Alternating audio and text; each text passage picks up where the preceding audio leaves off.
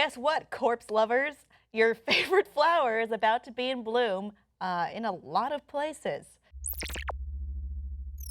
I'm sorry I called you corpse lovers. I am talking about the corpse flower, which is less commonly known as titanum, which is the large flower. Do we have a picture? I'm sure you're familiar with it. Yeah, it's so beautiful. It's lovely. But it looks almost like smells like dead bodies. It smells like dead bodies, Limburger cheese, rotting flesh, 1,000 pukes.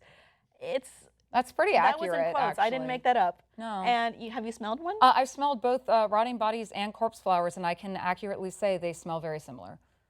When did you smell rotting bodies? So there was the one time when I was 14, Do I wanna ask? and we fished one out of the intercoastal in Fort Lauderdale, and then there was the time that when I was working in news, and there were 2 dead people in the forest, and we found them.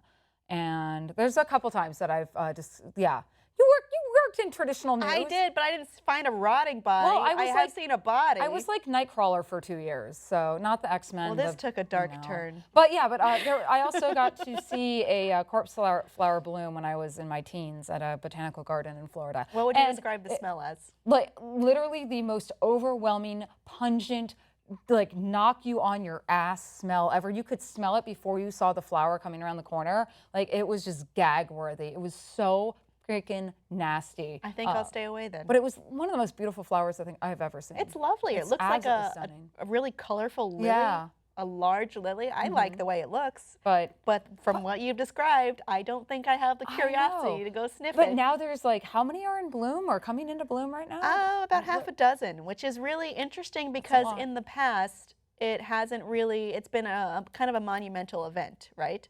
But recently, the New York Botanical Gardens corpse flower was in bloom for the first time since 1939 that something had happened in the city of New York. And it's a lot of actually been happening right around the same time in the United States. So if you're a big fan of corpse flowers or festor flora, fart blossoms, you can go see them in Washington, D.C., Bloomington, Indiana, and Sarasota, Florida. That's on top of blooms earlier this year in Chicago, Charleston, Illinois, and Winter Park, Florida. Yeah, and it's awesome. It's really rare that they bloom because it is like, it's, you know, like a 50 to 70 year time for when they do bloom. And I guess it's because maybe I think they gained popularity about like 10 or 15 years ago. And I would suspect maybe that's why you're seeing a lot of gardens. There's a few theories as to why this is happening. One is that perhaps these seeds all came from the same source. So since they're cousin plants, they're all going to bloom around the same time. There's also the idea that these are big crowd draws, right? People want to go, you know, test the smell of this purportedly putrid smelling flower, you know. I don't think I'm one of those people because usually when people say that this is disgusting, I won't look at it and I'll be glad I didn't.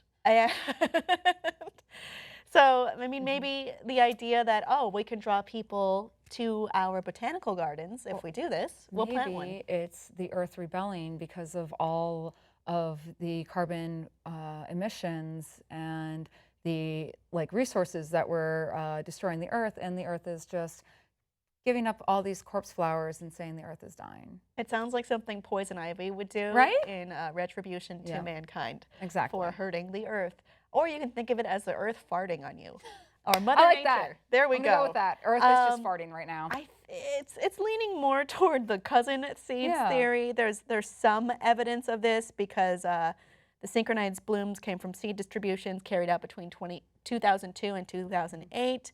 And during that time, the number of corpse flowers in U.S. greenhouses also increased, but it's difficult to verify. I think it's a combination of those two things. I don't think poison ivy is pissed at us just yet, but people are curious. People want to satisfy that curiosity. That's why you click clickbait titles. That's why you do things you later regret. And I think you will regret it if you go and sniff this flower, unless you're a huge weirdo. Plus, it's a lot easier to go smell a corpse flower than go smell a dead body. Just saying. So this is a dark story unintentionally, but audience, have you ever smelled a corpse flower?